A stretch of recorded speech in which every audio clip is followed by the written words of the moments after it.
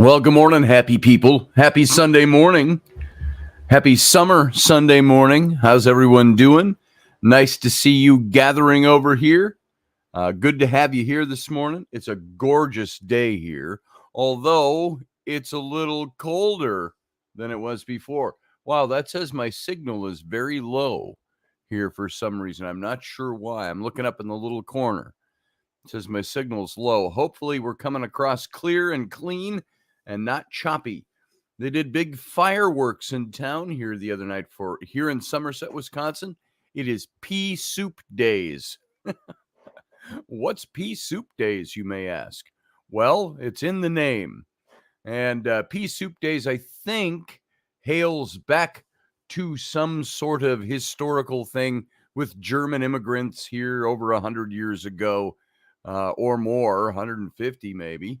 And so it's been a big weekend. The carnival is in town, and we had a big garage sale. It's still going to go on today. It's kind of a bring a bag and stuff it with everything for $1, something like that. Rainey's going to post it, so we're just trying to get rid of all the old kids' clothes and stuff like that, and a garage full of stuff we've accumulated for far too long.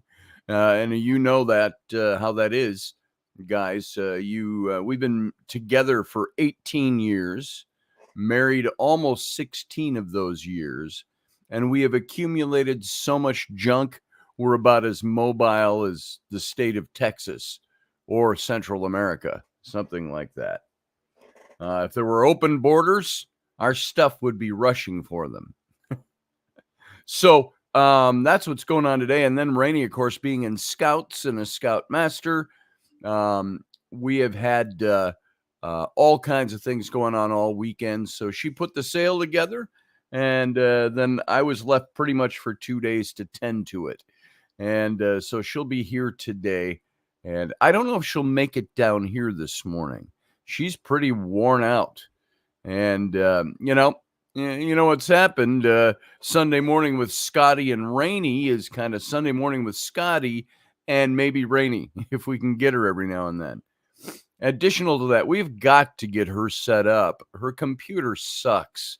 So eventually we'll get her a new computer, or she'll get this one and I'll get a new one for the studio. And she sits over here in a chair and sometimes feels like I can't get a word in edgewise, or she just sits and watches. And we need to get her more involved. Everybody shoot her an email and tell her, Rainey, you got to get on Sunday mornings and get more involved. We got to get more topics where she can lead the charge, so to speak. And so other things can fall into place for her pretty quickly and pretty easily. She's got so much going on. And she, like me, is a little sore in body, feeling the age a little bit, though she is young compared to some of us.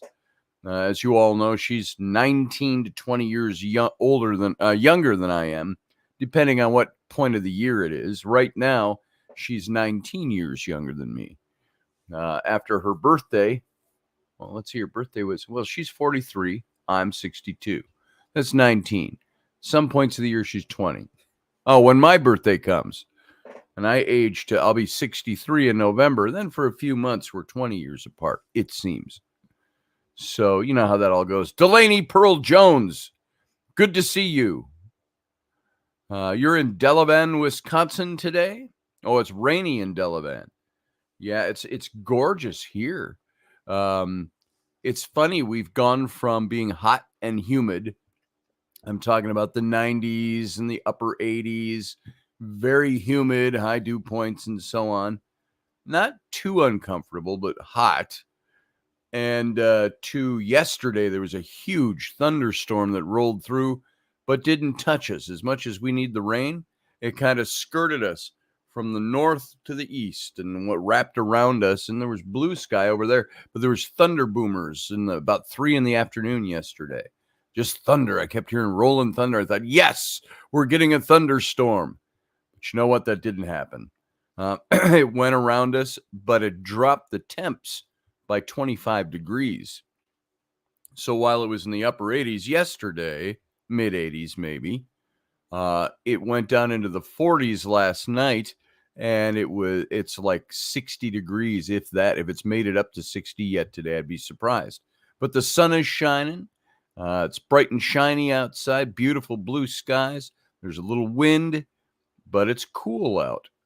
And it's funny, I said this 6 months ago, in the dead of winter, when it's 20 below zero, I said, watch, in about 6 months, we're going to be complaining about how hot it is. And of course, now that it's summer, if we'd have had 60 degrees in the middle of winter, we'd have been, yes, it'd be like heat wave. And now, of course, 60 degrees is like cold. You put on a sweater. And I was at the carnival last night. The Scouts do a big pea soup booth.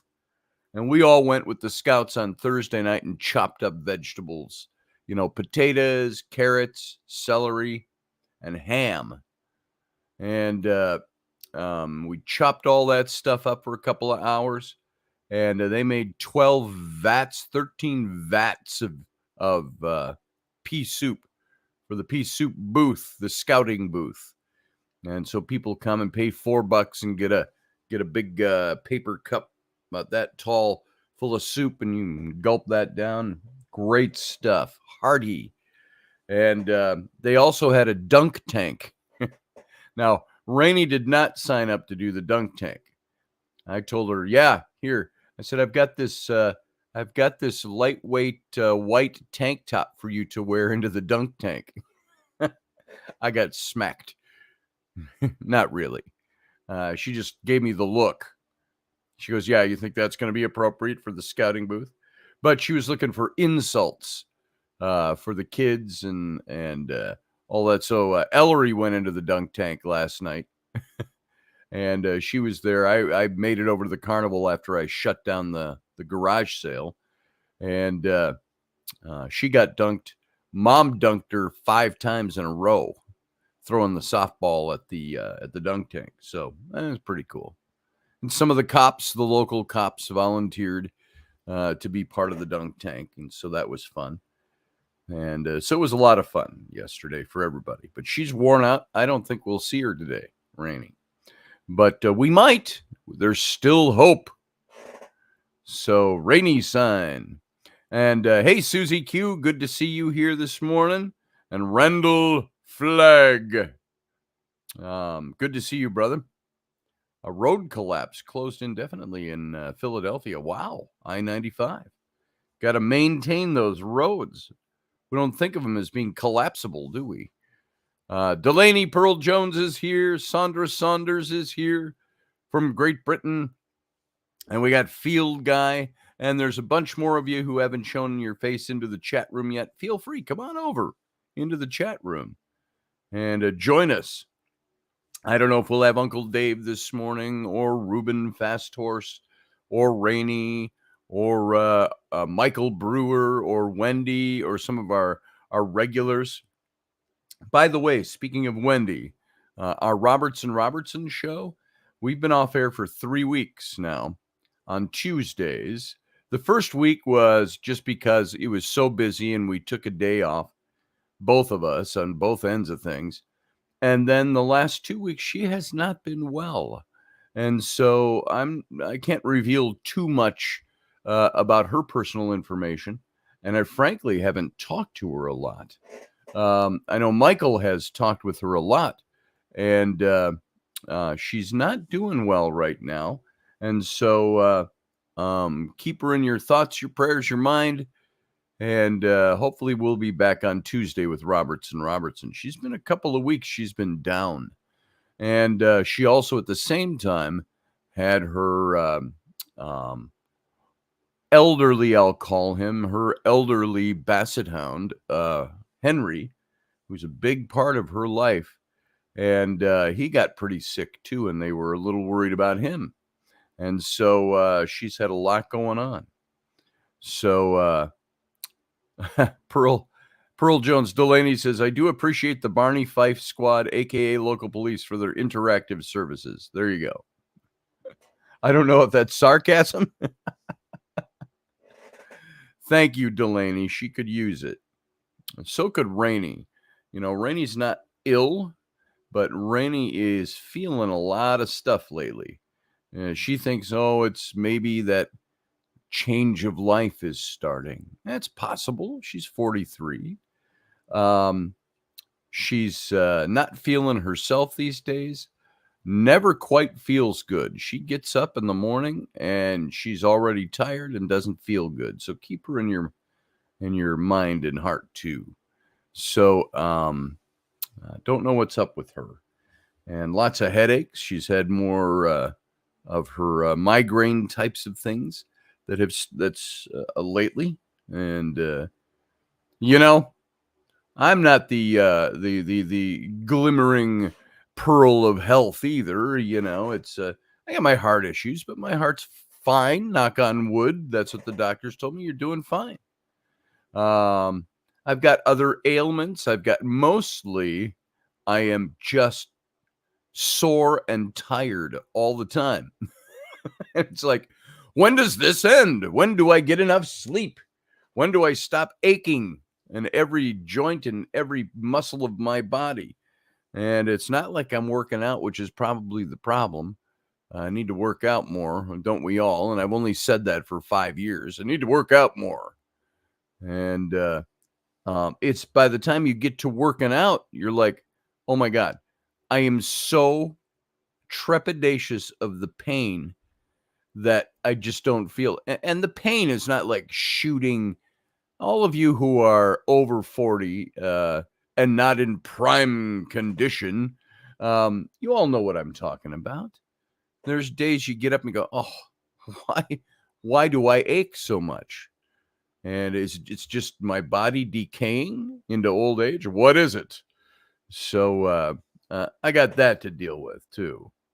Pearl Jones says, I'm in premenopause, 47, and I'll testify to the many healing frequencies channels on YouTube. There you go. And I know Rainey is very well read. Everything that's an ailment or a potential ailment, she knows about it. She spends time digging into all this stuff, which I don't do. She tells me, here, you need to eat this. Here, you need to take that. Here, you need to do this. And sometimes bossy about it. But that's what wives are for. They're bossy. Right? Right, wives? You're all bossy and y'all think you own us. Well, you do. Frankly. Those women who say, I don't need no man. Well, you know what? Yeah, women do need men. And men need women. That doesn't mean it's always a cakewalk. That doesn't mean it's always a good thing. There might be very bad relationships that need to end. Many of us have been in those situations. But men and women need each other. And the planet needs men and women to need each other. They all need each other. And you know what? My wife owns me. But I own my wife. We own each other. I think that's the way it's supposed to be. So we can't do it without men. They make the infrastructure, says Susie. So yeah, maybe so. There's always something. Men need women and women need men. And to procreate, you got to have both. So, but that's not the only reason men and women need each other. Susie Q says, we're the weaker sex physically and emotionally. That's why we don't belong in war. Well, there are some women that can get out there and probably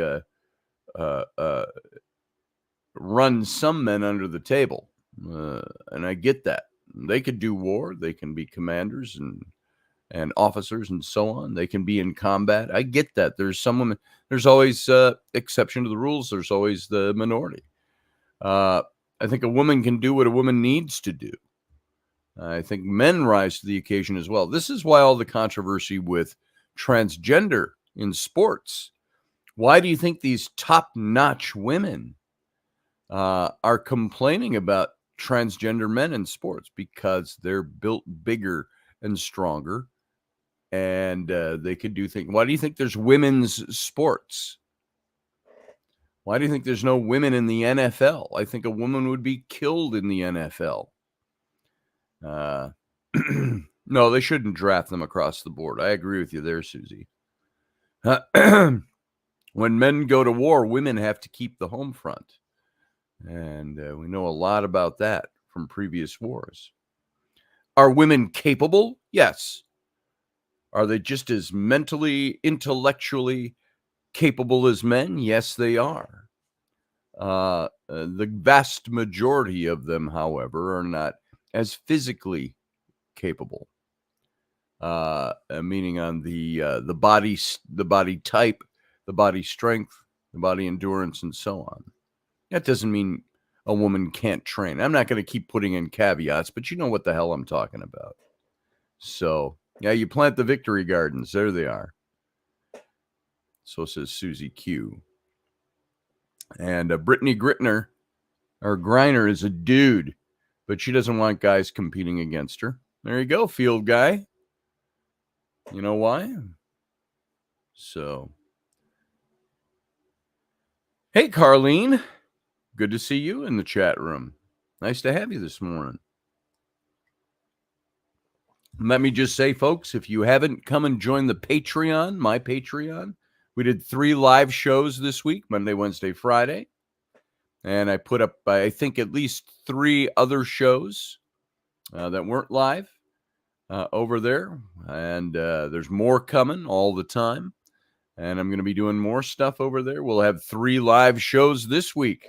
The only problem I've seen with the Patreon is they don't have, their chat room isn't really a chat room. It's the comments below the video.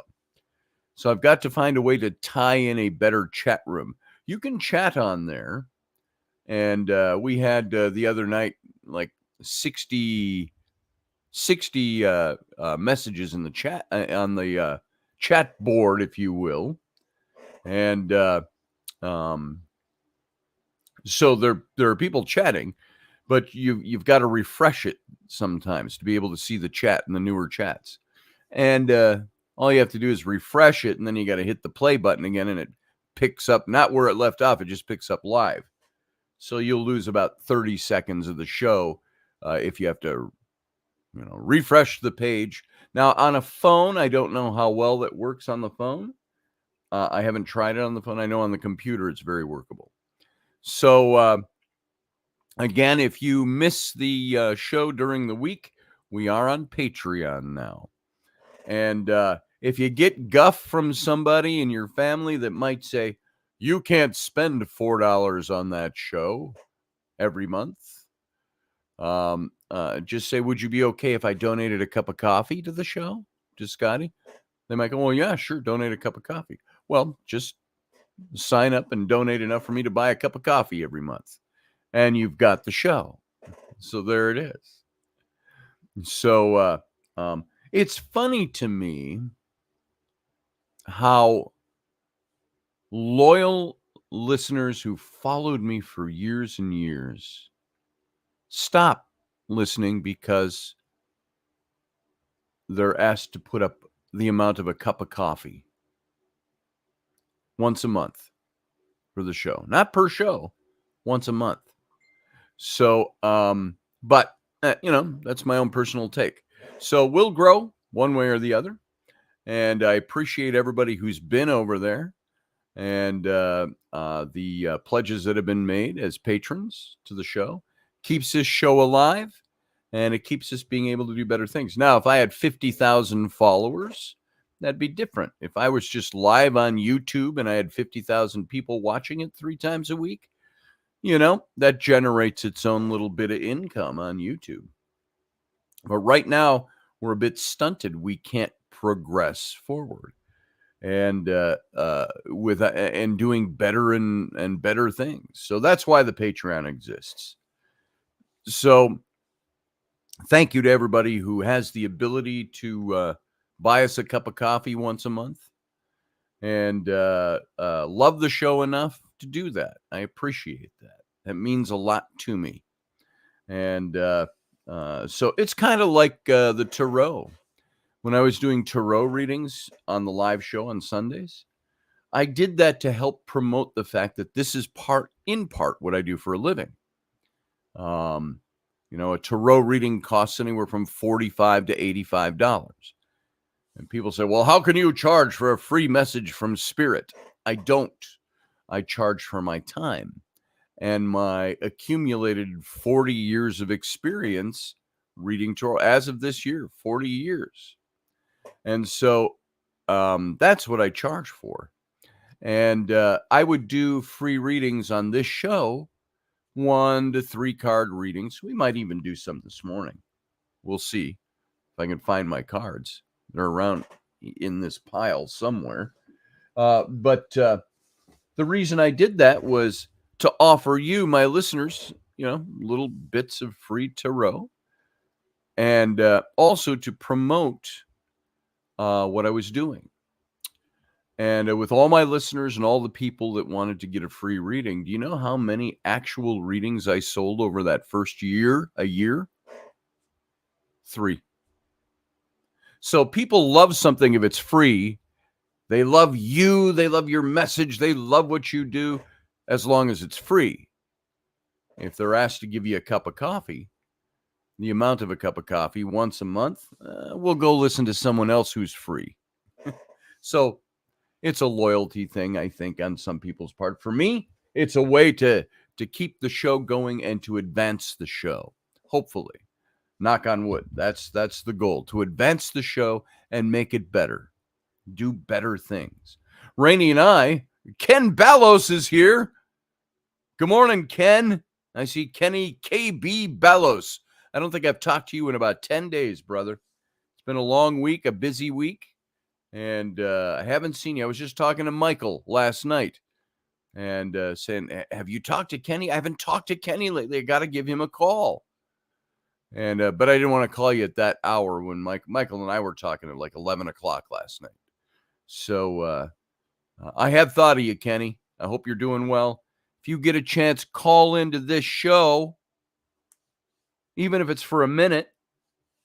Here's the link.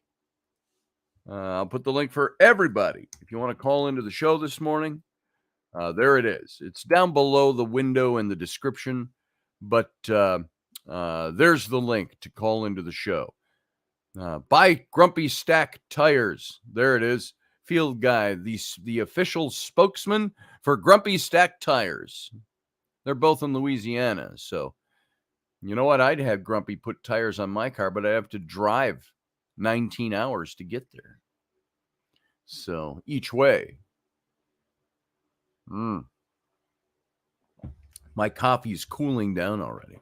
So anyway, all that talk about the Patreon is just to let you know why I ended up looking for a way to try to generate revenue off of this show. It's because we put a lot of time into the show. The people who don't do that but have 50, 60,000 followers, they don't ask for anything other than donate. Hey, if you want to donate to the show, that's great. But their presence on a place like YouTube generates enough ad revenue, they could probably pay their bills every month with it. So there you go. And you're right on to do so. Subspace Radio is here. That is Russ Haslidge. Russ is the owner of Subspace Odyssey Radio, where we broadcast our live shows in audio format. It's radio, folks, 3 times a week. And so, and plus Robertson. So, which has been on a bit of a hiatus, as I mentioned earlier, due to Wendy's having some health issues and she's dealing with, and hopefully be back in the saddle by this next Tuesday. But good to see you here, Russ. I'm glad you made it. So we should maybe talk about, you probably said this to me, Russ. I have a vague memory of it. We should maybe broadcast this show on Subspace Odyssey Radio on Sunday mornings. The only problem with it is that this is it's a very casual show. It's not formal.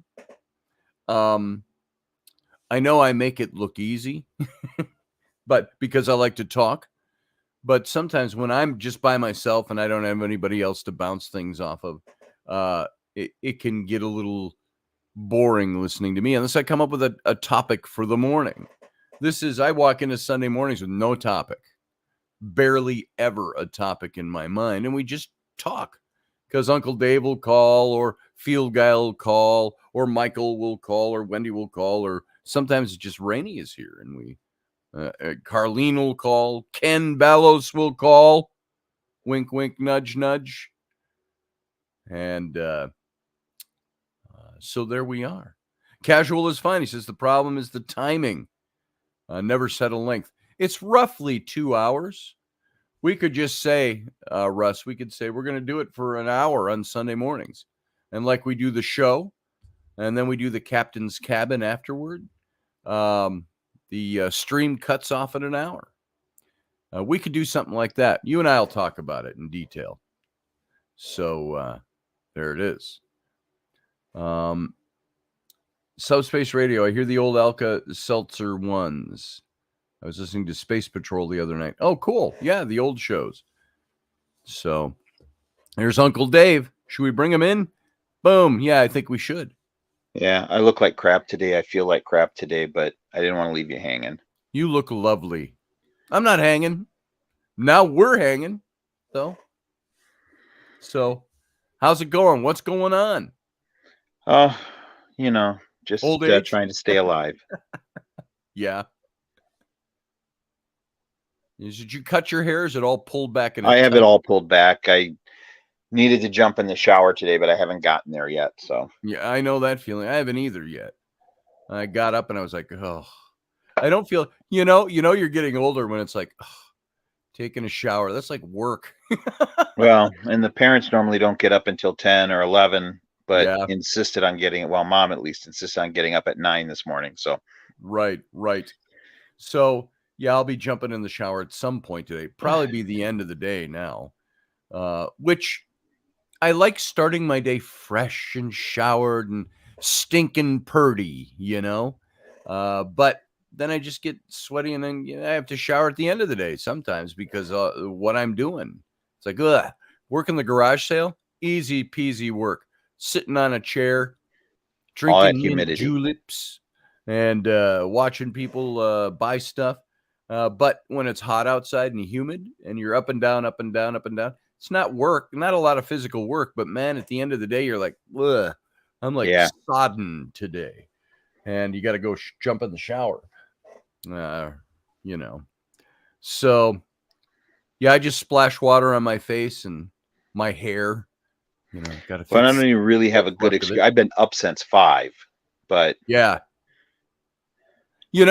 That's another thing of getting older. Now, you've always been that way. I've always been that way to a certain degree, but now it's not like fun and easy anymore. We used to be like, we could brag about it. Well, I go to bed at 1 a.m. and I wake up at 5 because I'm busy and I got things to do. And now it's like, oh shit, I was up till 10 o'clock last night, and then my body woke me up at 4. And it's not the same anymore. Yeah. It used to be kind of fun, and that was the kind of lifestyle we had. We were always doing something. I normally only sleep for 4 hours a night. Yep, that's what I normally now do. I sleep in like 30 to 40 minute sequences all night long. That's it for me too. It's like I might be in bed for 7 hours. If I go to bed at 11 o'clock or midnight and I wake up between 5 and 7, somewhere in that range on any given day, which 7 is an exception, by the way. It's usually because I've been up 3-4 times. I wake up and I'm like, hey, I'm awake. It must be 7 a.m. Look, it's like 2:56, and you go, seriously? And you sit up. I sit up and I think, should I read? I'm mentally active. And sometimes, Dave, I get up. My mind is like, bam, I'm like Einstein. I'm sharp. And I set my feet on the floor and stand up. And it's like, whoa. The body doesn't want to respond. So this morning, what time did I wake up? Around 5-ish. I went to bed around midnight-ish. But I woke up four distinct times I can remember in the course of the night. Yep. Just boom, oh, I'm Same awake. here. Why am I awake? And sometimes I'll hear a noise. Now that's when it's never creepy, but I'll hear like this door to the studio. You've seen it. It doesn't have any hardware on it or a doorknob, but it's tight. You push it and it pushes shut.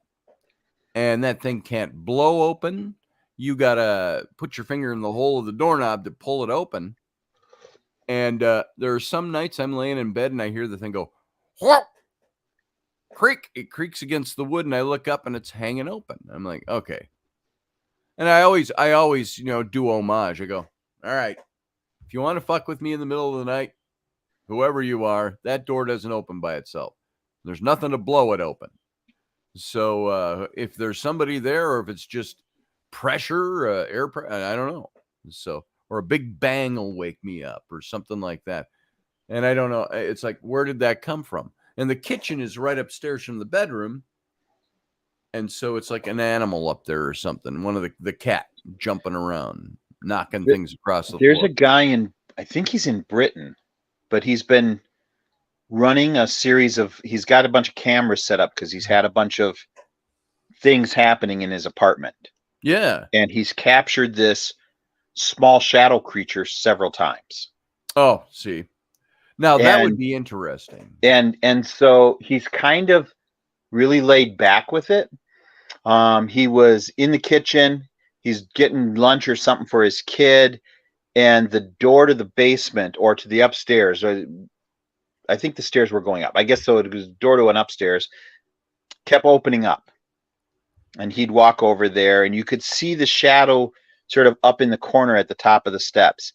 And he'd say, I'm busy. Stop dicking around. Yeah. He'd shut the door. And all of a sudden the door would open again. And he says, I haven't time for you today. Stop dicking around. Time for you today.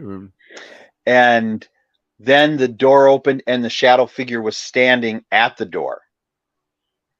Oh. And as he walked to the door, it flits out. Nice. Then there's another one where the bathroom doors or the bathroom lights are going on and off. And he's like, dick with me in a way that doesn't cost me money. Leave my lights alone. Nice. And goes down there and the shadow figure kind of peeks out from the doorway. And as he comes in and looks in and there's nothing there. And he gets back down the hall and it peeks out from the doorway again. I think he's got a kid, the shadow kid. Nice. Which I haven't really seen before. We had the little kid. If you remember, Carlene, hang on there. I'll bring you on in a second. Let me finish this story. You remember Amanda, our Yep. Mandy. And she came over once when I moved. This was almost a year before Rainey and I started dating. From the townhome in Bloomington to the big house next door with the fireplaces and all that. And we moved into that place. And she came over to help clean and help move things. And she was on a ladder in the kitchen. And she was up. I don't know if you remember that. There was that stairwell, open stairwell going downstairs in the middle of the room. Yep. You could see over that into the living room. And so she's up on the ladder in the kitchen, wiping off the top shelves. And she sees Sam, who was about 4 at the time. She sees Sam out of the corner of her eye over in the living room going, hey, he's waving his arms. And she thought, and she's wiping. She looks over there around the cabinets and Sam's sleeping on the floor. Now, it was Mandy who found in the new house a little boy. There's a little boy here. Sam's age. She said, I think it's his guardian spirit or something that will grow, almost in a sense, grow up with him. Then when Rainey and I started dating, she saw that little blonde boy in our bedroom. Yep. In the big house there. And there was, if you remember, Dee Dee, one of the belly dancers from the festival. She saw in my master bedroom, she said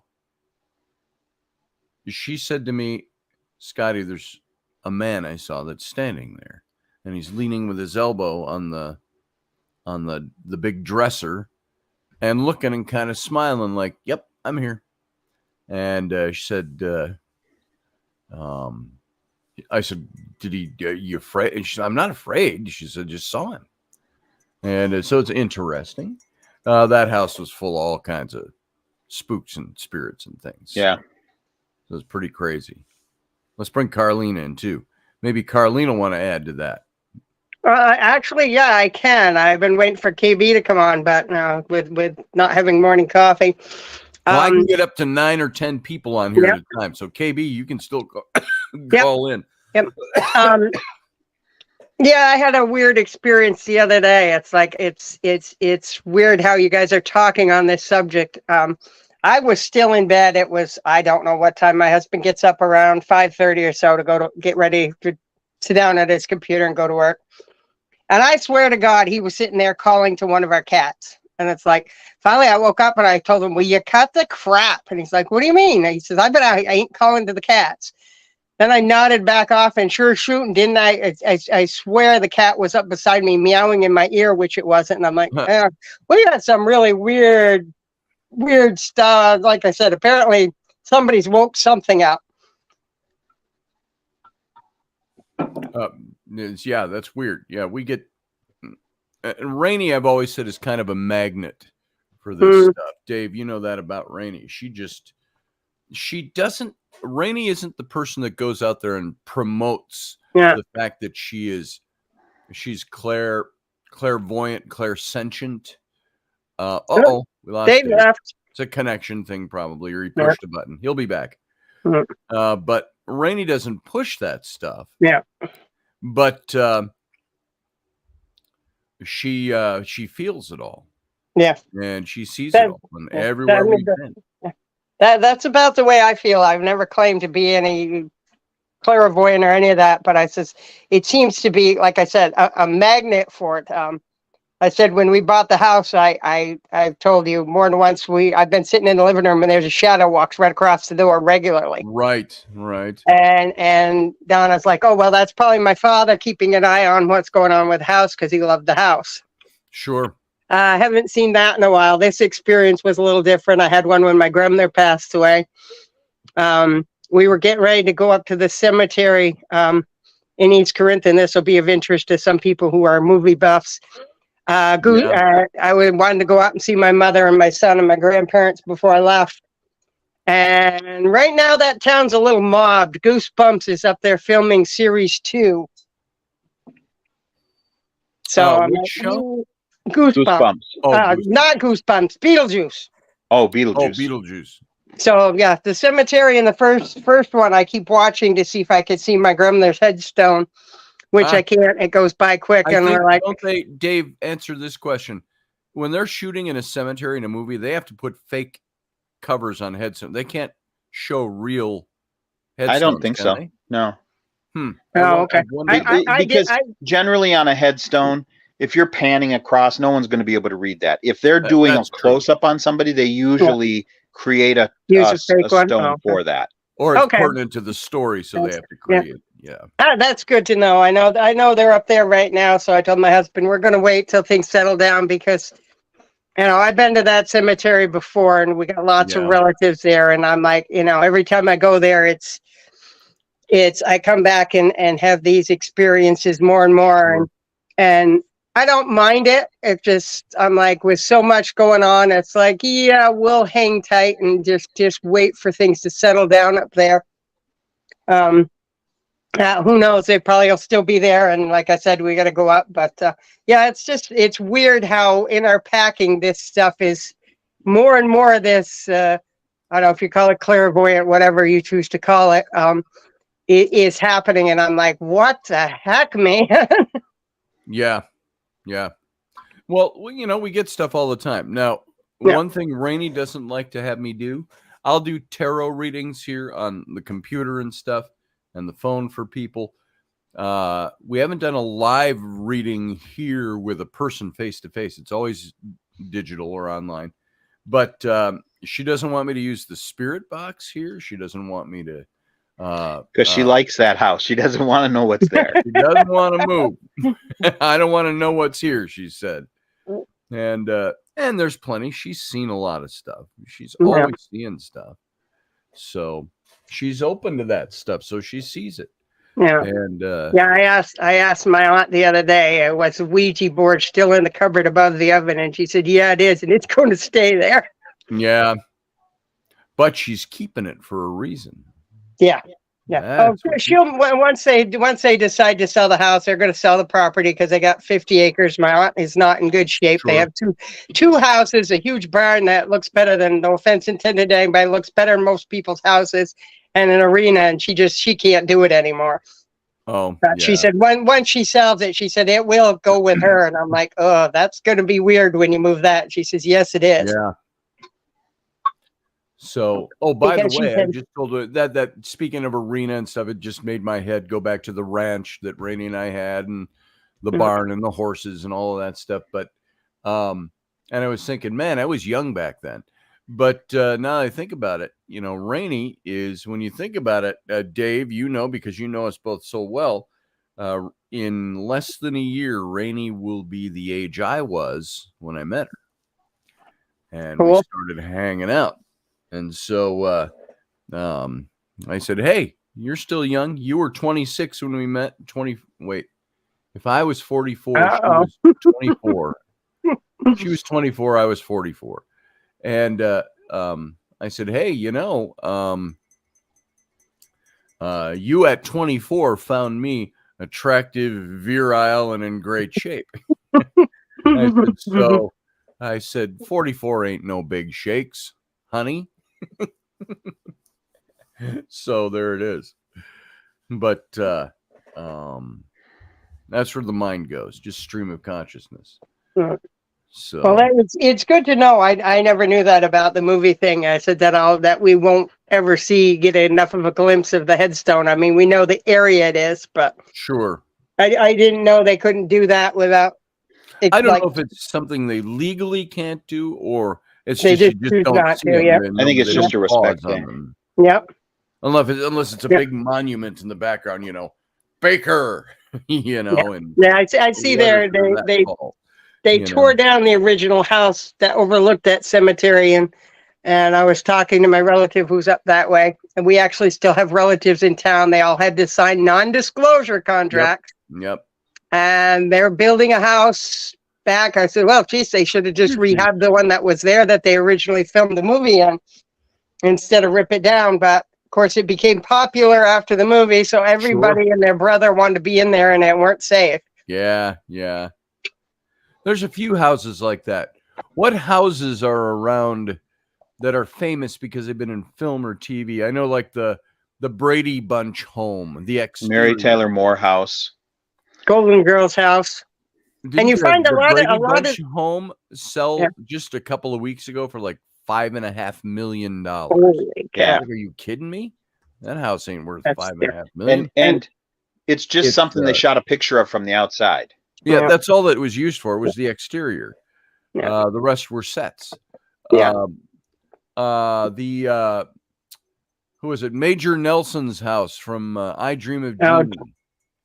Supposed to be in Cocoa Beach, Florida. That's in California somewhere. What are some other very famous buildings? Or what's the one? There was just something I saw. Was it Chillingham Castle?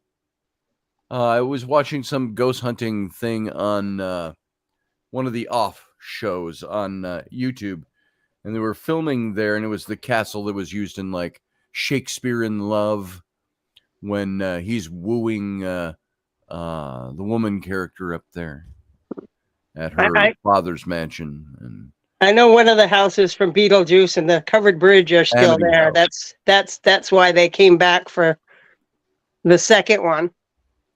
I think the Amity house, didn't they take out the windows that were like the little half rounded windows? They took them out, I think. Because I know that they remodeled the owners of the Mary Tyler Moore house got so tired of people coming and Right. stopping and photographing that That was Lake of the Isles. yeah, Or no, up Lake in Lake of the Calhoun. Isles, and they did a rehab on the whole facade so that it didn't look the same, so people would stop doing that. And guys, that was a house. You remember the Mary Tyler Moore show? That was a house on Lake Calhoun in Minneapolis. Yeah. And so we used to drive by it all the time. And yeah, they remodeled that all.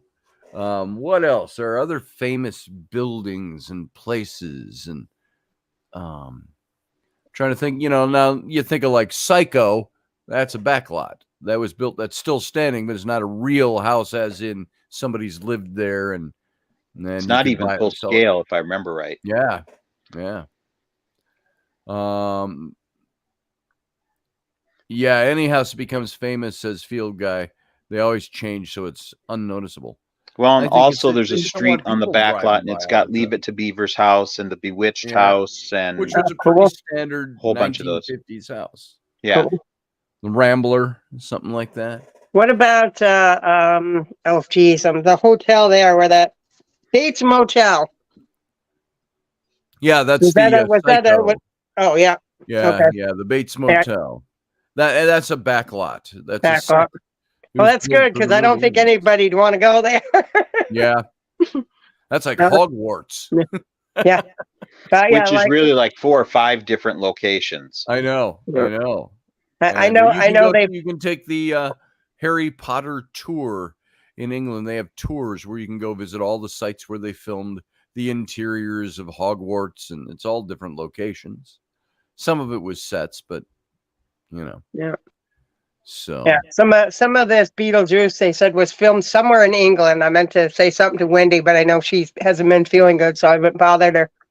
And then they came back to the original site in East Corinth, and because like I said, one of the houses is still there; it hasn't changed. hello. East Corinth is a backwoods town that if you blink, you miss it. So they came back for that because of the one house and because of the covered bridge. Oh, that why you ran outside? Sorry to interrupt. I heard all kinds of thump, thump, thump, thump, thump, thump through the living room is upstairs from here. And I heard the front door. We got big bells on the doors. Like ching, ching, ching, or somebody ran outside a few minutes ago. The ice cream truck came by. Ice cream truck at before 10 o'clock on Sunday morning. I was going to say, that's a little early. Yeah. Small town. Yeah. So, and it's colder today. So, yeah, we haven't had warm weather, and God knows today's fairly warm, but we're looking at straight. I said during our move, we're looking at a straight 2 weeks of nothing but rain. Yeah. It's like I can't wait to put Vermont in there in my rear view mirror for anything other than a visit. Anyone ever see the Empire State Building from King Kong? Yeah, that was a model. Were there any scenes of the real Empire State Building in that old movie? Yeah. Can't remember. I've never seen the Empire State Building, so I can't tell you. As close as we are to New York City, I have never been. I've never been to the Empire State Building. The closest we came was the Fauché Tower in Minneapolis, which used to be the tallest building in the Midwest. Like I said, we're probably about 4 hours from New York City. Never been. How tall is the Fauché Tower? I'm curious. I wonder if I just ask if Google will even recognize it. Hey, Siri, how tall is the Fauché Tower in Minneapolis, Minnesota? 447 feet, 32 stories. Wow. Okay, thank you. Thank you. Yeah, that's pretty cool. How about this then? Then they built the IDS Tower. Is it still called that? Have they renamed it? Hey, Google. I'm not sure. How But tall it's like is the 62 IDS towers. building in Minneapolis, Minnesota? How tall is the IDS Tower in Minneapolis, Minnesota? My phone's answering it. There's the IDS. So it's 792 feet. I think it's 57 stories. Yep, 57 stories. Oh, I was thinking it was 62. Cool. 57. There's some floors that don't use. They used to have the restaurant up there that would look out floor-to-ceiling windows. And so it was at 57 stories. It was, what do we say? What was it, 46 for the Fauché? It's another 10, 11, something like that. Man, you can keep it. I wouldn't even want to get up there and look out the windows. That was nice. The Fauché was like the Empire State Building. It was open air. Oh, You yeah. could go No, around thank the you. gallery at the top floor, but it had the bars that would come Mm. down, so you couldn't climb up there and jump off. Yeah, But, thanks, but no thanks. I don't the like heights. IDS was all enclosed. You could go up to the gallery up there. There was a gift shop up there, and it was all glass enclosed. Now they got the Donaldson's building, which is, I think, 6 inches taller or something like that than the IDS. They made it that way so they could claim they were the tallest building in Minneapolis. So, Yeah. so that's interesting. So, but I can't think of that came from talking about the Empire State Building. The Fauché has this look of like the way they built the Empire State Building. Well, it's Art Deco. It's that whole Art Deco thing. When was that built? In the 30s. Hey Siri, when was the Fauché Tower built in Minneapolis, Minnesota? 1929 Wow. is when that was built. So, And can you imagine nowadays they built that? The thing probably would practically fall down. yeah, We had a building in Barrie. They originally built it for Montgomery Wards. My grandmother worked there for years and years. One of her first jobs, I think she said she made like $5 a week when she first started there. And years down the road, the building still stood, and the state of Vermont bought it. Said, "Oh, we want to demolish it because we want a new courthouse." And they could not blast that building. That's how well built that building was, and that was from the late 1920s. Here we go. I'll show you this for fun. Here is the Fauché Tower. Now, that picture right there, oh, it's going to open an article. I don't want an article. Just want to open the picture. There's the Fauché Tower. It's got the lit up letters, Fauché now, of course, and some of the taller buildings. There's the Donaldson building behind it to the left there. But this is the Fauché Tower, as we remembered it. When I was a kid, it was still the tallest building. There was nothing else around it. This picture right here gives you an idea. Here it is. There, that was downtown Minneapolis. That's cool. These aren't big pictures, so it doesn't help us any. There's looking out the observation deck from the Fauché Tower at the IDS and the Donaldson building. There's downtown Minneapolis. So that's what it's like up at the top of the Fauché. That's neat. And it's that I probably could go up as long as I didn't look down. The old elevators from the 20s. Look at the Art Deco style on that. Isn't that cool? So, so I love the old style of the building. Here's an old postcard. Look at that of the Fauché Tower. So there is old Minneapolis right there. Wow. So the Fauché. That's cool. But then in lies the problem is how I get to the top because I'm deathly afraid of elevators. Oh, well, you can walk the stairs. Oh, yeah. You know what was neat? I went to an ad agency once. I was doing some work for them, and they were in the IDS building. No, it wasn't the IDS. It was another building. It had to be because I went up and I walked into their conference room, and straight outside the windows of that building was the Fauché. This part here, you could see that right outside their building across the street. Now that is a cool view. And here it looked like this from up there. There you go. So I was in some building, might be the building behind the Fauché in this picture. I was up in that building or somewhere over there where I didn't take a picture. They took this picture. So that's pretty cool, I think, to go into your office and see that outside your office window every day. I thought that was kind of cool. Look at that view, that vista. That's pretty neat. It's a wonder they don't have gargoyles perched up on the corners. Yeah, you wonder. You wonder.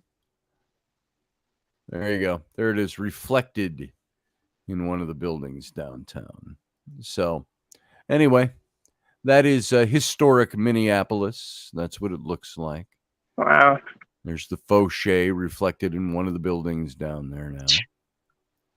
So it looks like a miniature version. it does. It's got that feel. Yep. I think that's what they were going for. Yeah. Was to have that feel of the Empire State Building. Mm. So, Rudy Dog, good to see you. Sunday fun day. He says, "Good morning, all." Rudy, good to see you, brother. Yeah. How you doing? So, Elderberry kind of makes me think of the Twin Towers. It's like I said, that day was just such a shock. I was actually going through pictures, and my sister was down there 2 days after they were hit because her friend's mother lived there, and they allowed her in. She was like 2 blocks from it, and I have pictures of the devastation that was never shown. Wow. Because these were pictures she took when she got down there, and 2 blocks away, you're at this. It's like, oh my God! I'm like, sure. The day it happened, I was out. I can tell you, and most people probably still can. People can tell you exactly where they were. I'd gone out on my porch and I was smoking a cigarette because I smoked back then. And my husband at the time, he says to me, "Come in here. I see this on TV." And I went in and I looked and I said, "What movie are you watching?" Just as the second plane hit, and he's like, "It's not a movie." Not a movie. And it was I like, walked oh into the my God. conference room at like 9:20 in the morning, whatever it was, Midwest time. Yeah. When the second plane hit, everybody's gathered around the TV. I'm like, "What's going on?"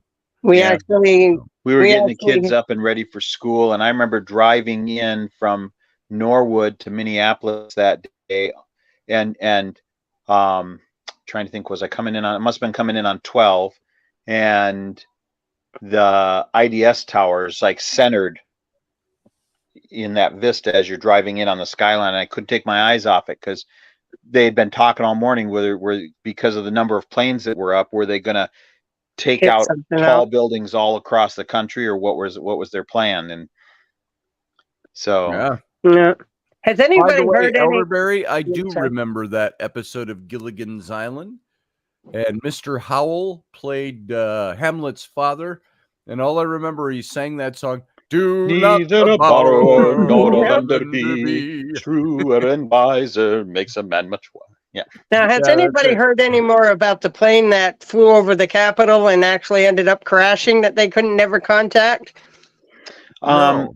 They believe it was a thing kind of like with that golfer where they lost oxygen, and so the autopilot, it passed over. They were heading to New York. Yeah.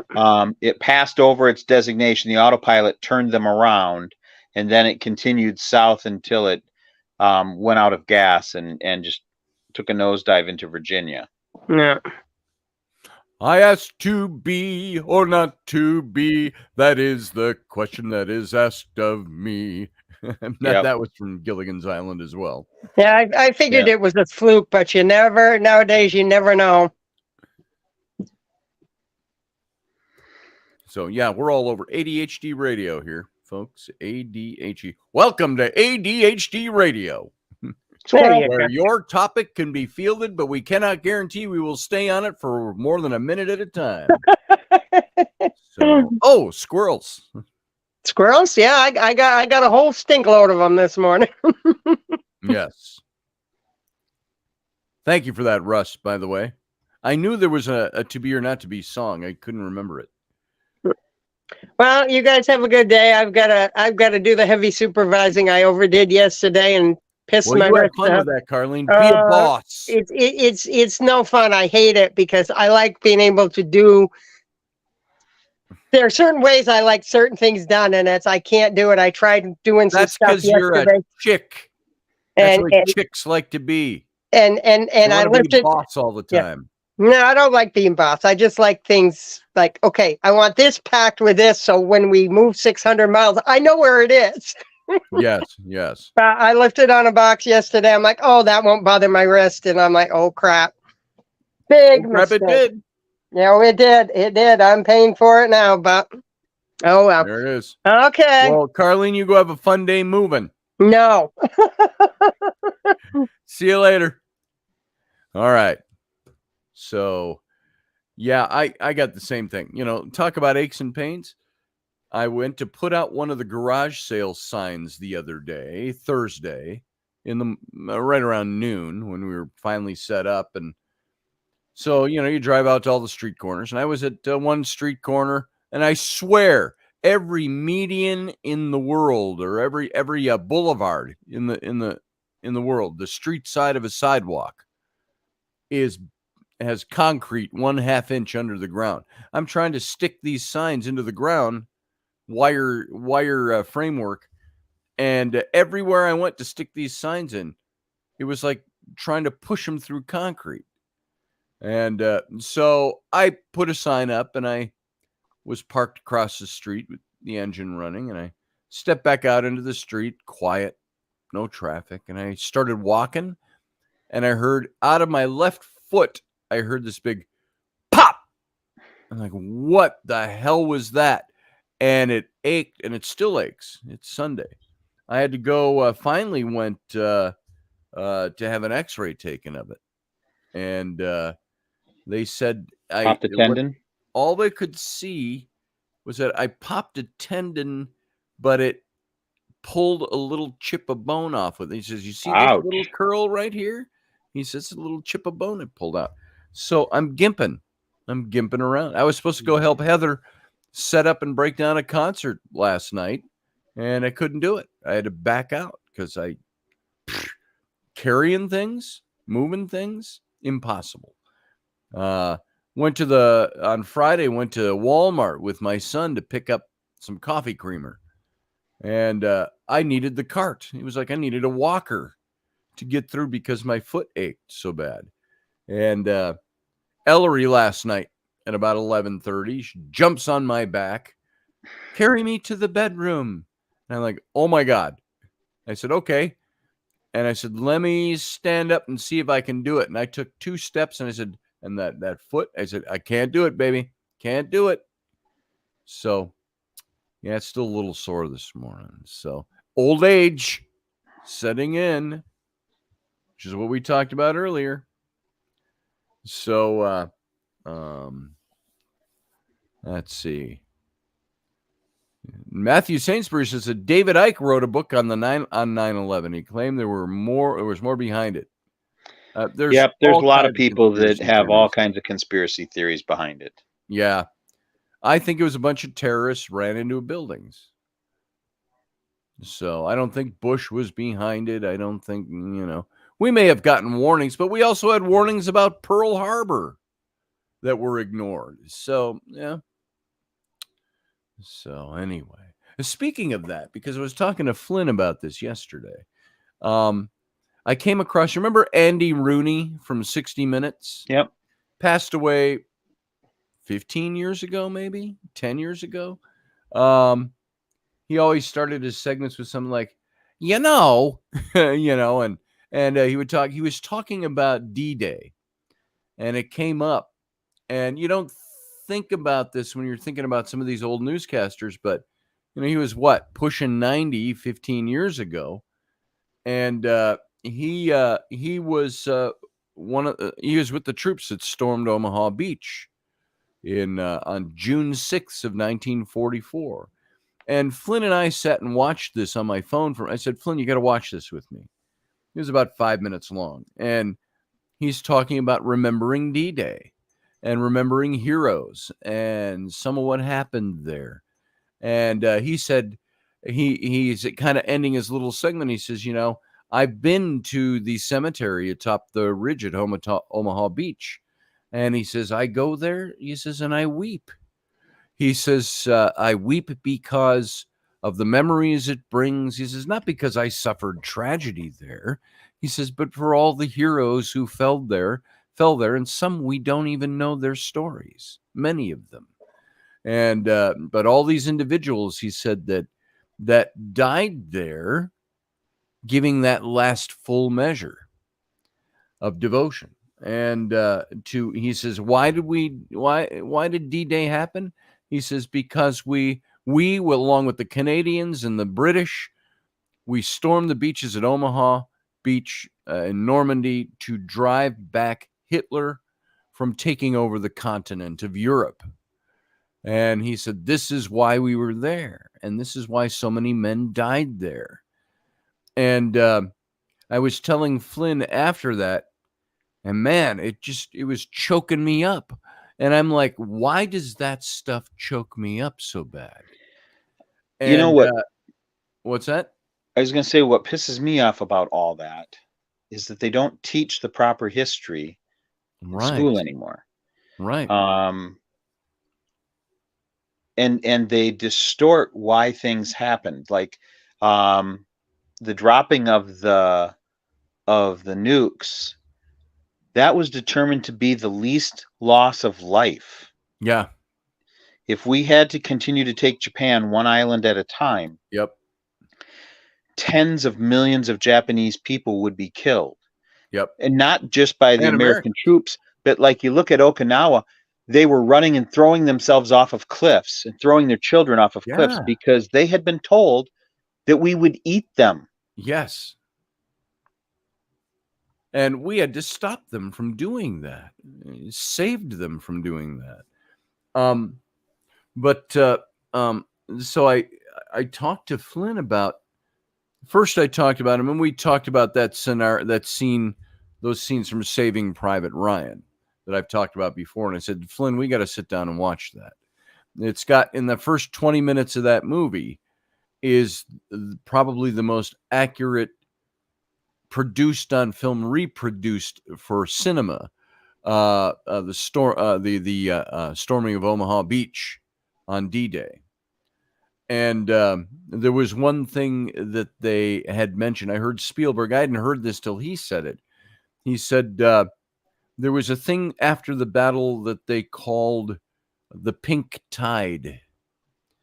And he said that was the tide washing out, and it was pink from all the blood of American, British, and Canadian soldiers killed on the beach that day.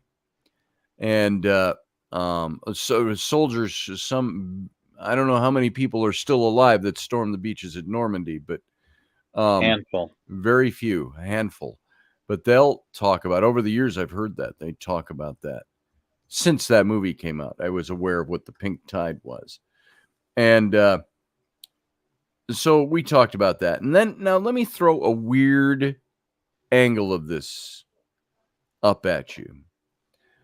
Dave, I want your take on this. I'm telling Flynn about D-Day, and we're just sitting outside talking, and I'm telling him everything I knew about D-Day. And by the way, Andy Rooney says the real story of D-Day, he says, we'll never know everything about it. He says there was so much happening that day. And the stories of all these heroes who died there. But I'm talking to Flynn about it, and I told him about the Saving Private Ryan, the whole "earn this" line at the end of the movie, and I'm choking back tears talking to him about this. And I said, I'm sorry, son. I said, I don't know why this chokes me up. Now, here's the weird angle, and I brought this up with Flynn. I said, there is empathy. You can be empathetic, and you can feel those emotions empathetically. You can shut it off sometimes, but I have to work really hard to shut it off. And I think you already know where I'm going with this, Dave. I said, it makes me wonder about reincarnation, because throughout my life, I've had all these, when I was younger, especially all these military dreams, different eras. I've had, I talk about those scenes from Saving Private Ryan. I can't even talk about them without it dredging up emotion. And I said, now, Flynn, I said, this is way out there. It has nothing to do with the real history here. I said, but it makes me wonder sometimes, am I connected to somebody who died there? Was I connected to other soldiers who died in different places?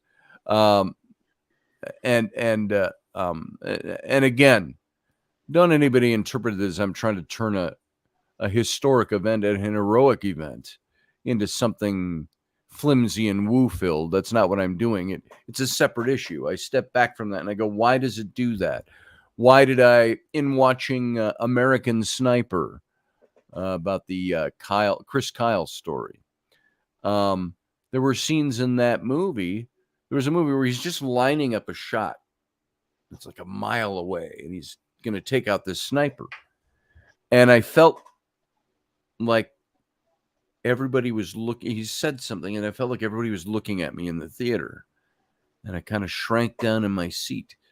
And when I stood up at the end of that movie, I felt very tall. I felt very, for lack of a better way to put it, officerish.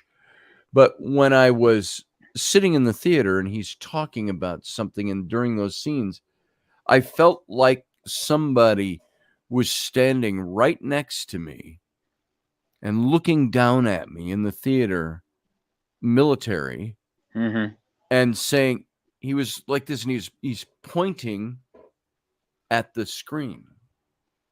I didn't physically see him, but it was so vivid in my head. He's standing and he's pointing at the screen. He says, hear this, listen to this. This is it. Listen to this. And I almost felt like somebody was telling me, this is the key to all these things that you experience. Now, highly subjective. That's what my brain was telling me. Imagination run amok.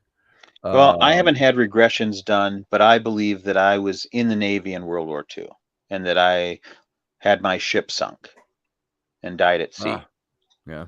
And there are a whole bunch of dreams and memories that I had when I was really little about things there's no way I would have any knowledge of at 4 and 5 and 6 years old, and stuff. And then as I got older and experienced some of that stuff in real life, went, oh my God, that's exactly how that felt. Yeah. And that's exactly what that was like. So that was kind of interesting. When I saw Titanic, I remember looking over at Susan, and as the water's rushing in the corridor and all that stuff, and saying, that's what it's like when the water's rushing in. Yeah. Wow. I had PTSD for like days after that movie. It really messed me up. I remember after American Sniper, and I felt that stuff and felt that presence and had that. I walked out of that movie, and Sam was with me. Sam was a teenager, and when that came out, and I was just choking back crying on the way home, the drive home from the theater, which was only 5 minutes, and I called John Ward at the time. He was in Egypt, and I said, I got to tell you what just happened.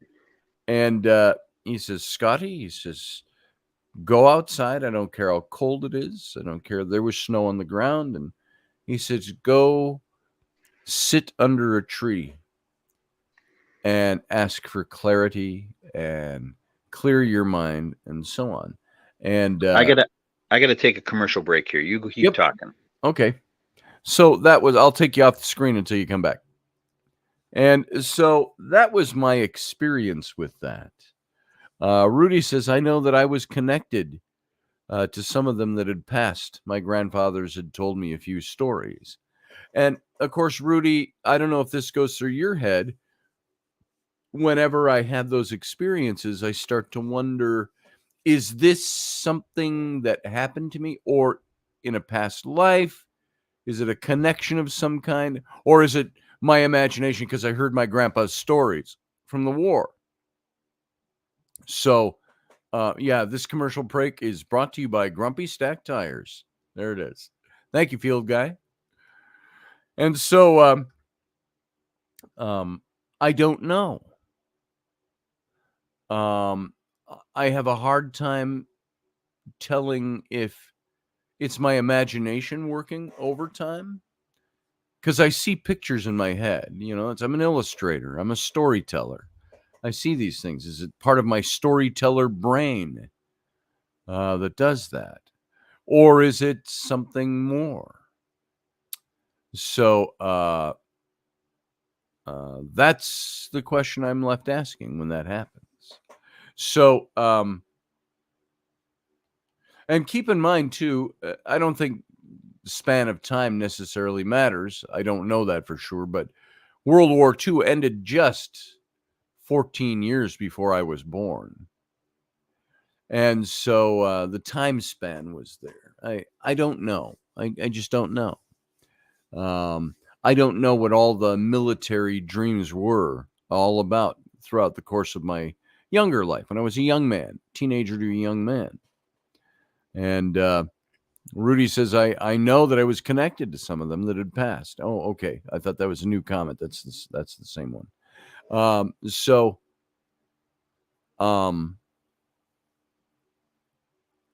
Is it me tapping into stories I've heard? The history I know? Was that man in the theater who's going, listen to this, hear this. It's almost like he's pointing at my this. And he's pointing at the screen. And why did I see that? Why did I have the feelings I walked out with from that film? Was it just because I was moved by what happened?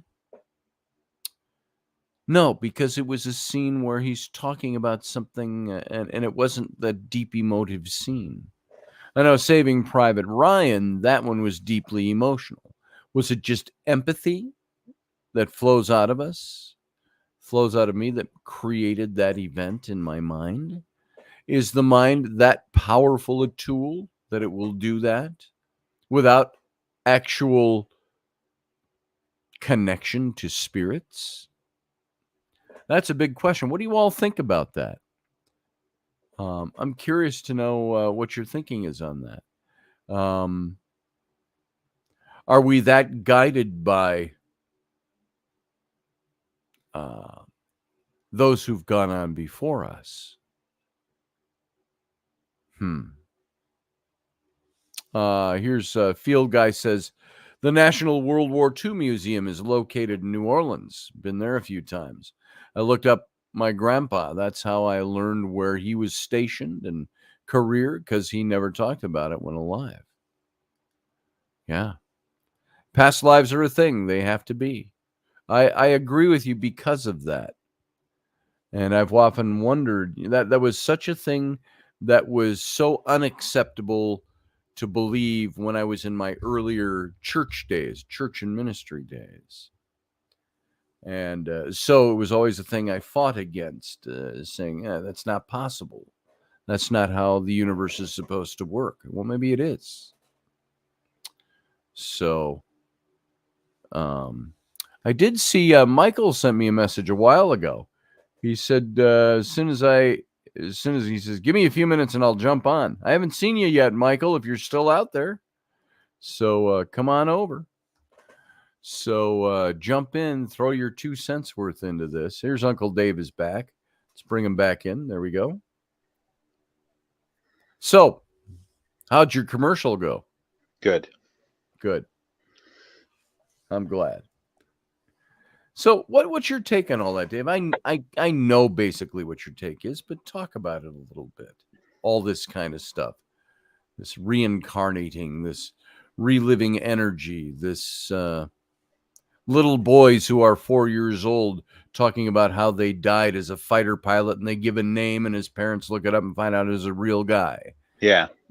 Stories like that.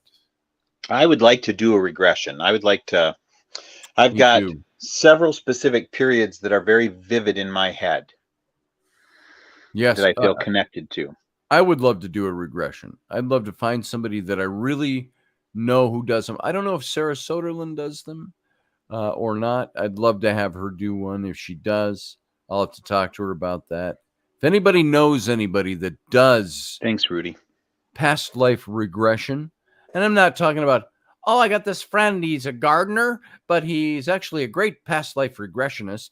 It's like, no, Yeah. I want somebody who does this and knows what they're doing and has a good history of being able to. If you know somebody like that, let me know. Because I could do a past life regression using tarot cards, but I don't know what the hell I'm doing. I don't know what to look for. Yeah. But I could do it. I want somebody who knows their shit. I had a psychic once tell me that I was once a former slave and that I was hung for going into the big house or something. And that's why I like to wear my shirts closed or open at the collar, because I don't like closure. And I'm like, no, that sounds too wonky to me. I don't buy it. And so that was something told me. See, like for me, I had, like I said, I'm 4, 5, and 6 when I was having these dreams, and they were very specific, and they were, I can see the people around me, and I know we're on a ship. There were a couple of shore leaves that were explicit, appropriate to a sailor's life at the time during the war, put it that way. Yep. Very much in an adult nature, that at 4, 5, and 6 I had no knowledge of that stuff. Yeah. Right. And why would you? Yeah. And later in life, I'm like, that is exactly how that felt. That is exactly, I mean, it just brought all those dreams back to my head, and it was like, well, yes, you know, those things were very real and tangible at the time. Yes. I've told you about the shared dream. Yes. During the Napoleonic years. There's only two people in my life that have talked about that, and my being part of it, and well, 3 actually, but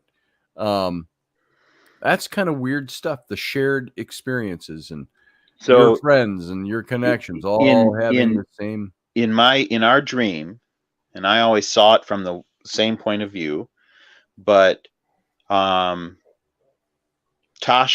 when I was dating Tasha, she woke up and she was telling me this dream, and I started finishing the dream for her, and she's like, how did you do that? And I said, because I'm the man in this color. I'm the man wearing there. A red coat. Yeah, that was neat. So so it's such a weird situation. So Don and Wayne and I all dated Tasha at one point.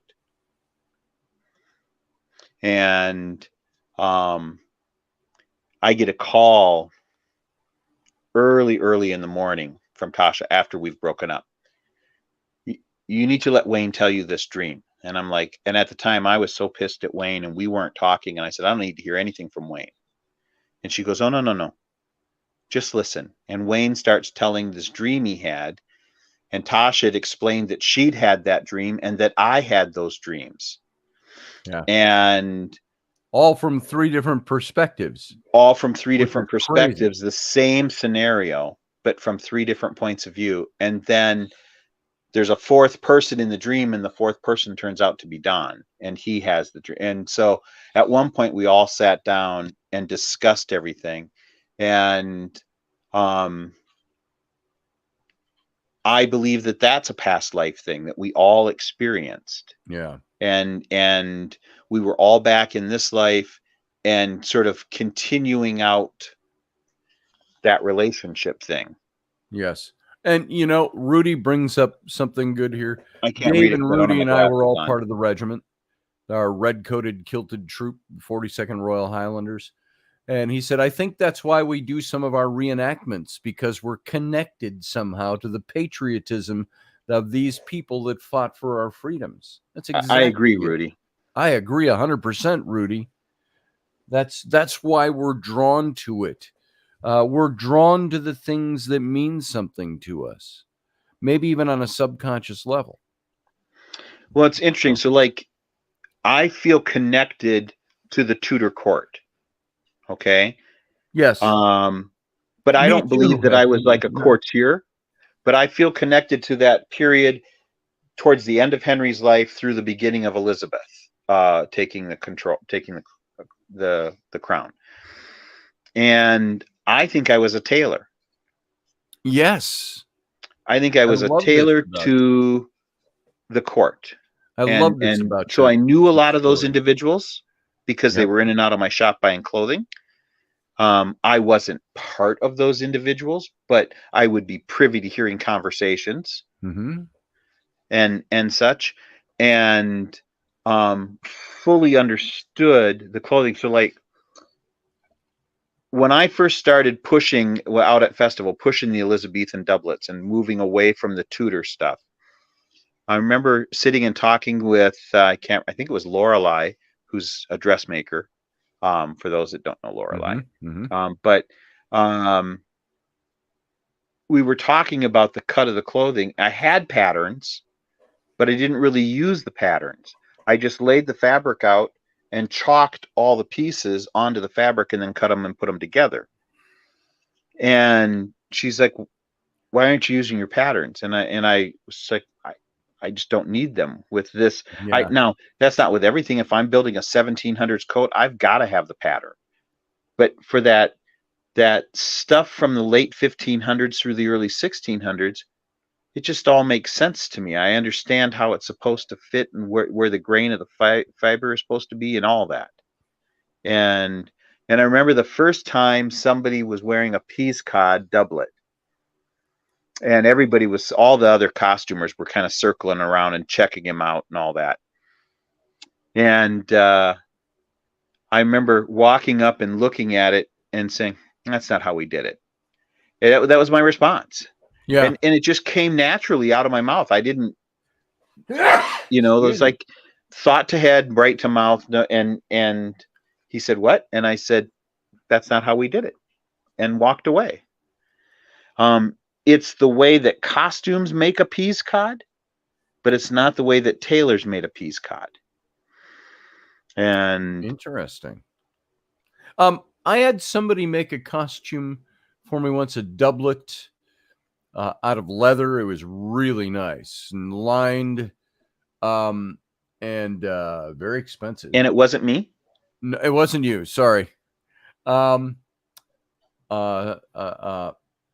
What was her name? Anna Sawyer. Oh, okay. And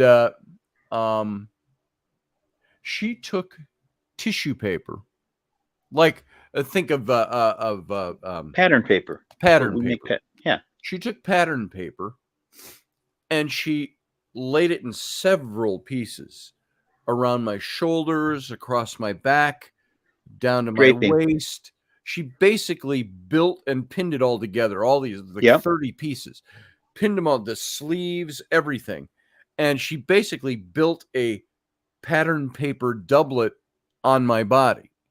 And then she carefully unpinned the front and took that thing off of me. And that was her pattern. Now, is that the way they used to do things like that? Well, it's called draping, and actually, like, you'd use like a lightweight fabric, like a muslin or something. Yeah. And lay that on the body and pin and fold and do it to get around all the curves properly and figure all that out. And then you can either turn those into darts or cut those out as individual pieces or however. But yeah, that was the one. Johnny Bear, folks, a friend of ours from the festival, who is the king out there now. He gave me some leather. He used to have a leather coat company, leather jacket company, and he gave me a piece, and it was like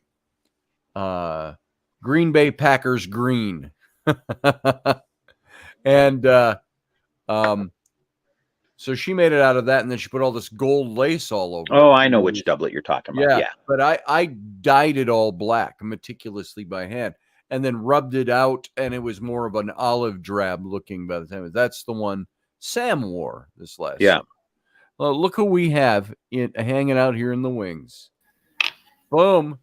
Ruben Fast Horse, Misu. Live from New York. Live from New York. Hey, bro. Hello, Chia, Dave Potter. How you doing, brother? See. Both of you. Good. You know, after the smoke cleared here, Yeah. It's so great to see sunny skies and blue skies, because it was 3 days. Like life on Mars. Yeah. It was like that. And in addition, it felt like the last days. These are the last days, you know. Right. You kind of become depressed and suppressed by it. And I had to go to a doctor's office like maybe 40 minutes from here.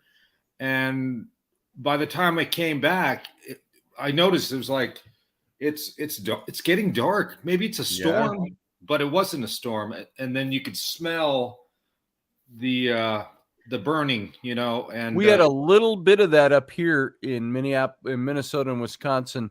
It wasn't as bad as it was in New York, but a week ago, maybe or more, it smelled like somebody's having a campfire outside. When you realize it's half of Canada burning. So. And you know, our storm came from Western Canada is on fire, but this came from Nova Scotia. So it came from the Northeast, and it blew in, and luckily it's gone west. So many fires right now. It's crazy because it's so dry, and things just catch on fire, and and you have no control. And I talked to a friend of mine where I get my his name is Luca, and he owns a Italian ristorante. And I got my chicken parmigiana last night, got it on, and I talked to him, and we were talking about that, just how eerie it was to be outside. It was yellow. You couldn't see the sun. I saw pictures. Peter Robbins. It was just crazy. They said the air was so bad, it went beyond what India and China. And they're industrial, you know. It was worse than what they had. That's what it looked like. It looked like dust storm. Yeah, just crazy. A haboob. So I talked to Luca, my buddy, older gentleman, Italian, and he said, I said to him, he said, you know, the two things that you have no control over, the two things. I said, weather, politics. He said, no. He said, let's see. I just lost you here. Let me see if I can get you back. I can't see. We still hear you. Oh, we hear you. Yeah. Okay, so he said the two things are fire and water, because fire is all-consuming, and then there's water, which you drown slowly from. There you are. And so I said to him, what about fire water? Whiskey. Firewater. You can control that. That's interesting. Hey, Rudy dog. Good to see you. Yeah, I was going to say, Rudy says hello.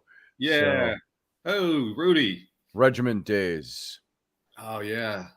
I remember your guys' outfits, and I was always jealous of the detail of the, you know, when Scotty was. Well, we were jealous that we didn't have the bodies to run around naked the way you did. So.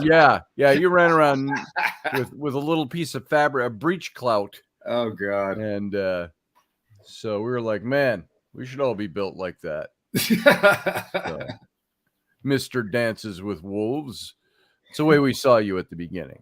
So yeah, no, I regale.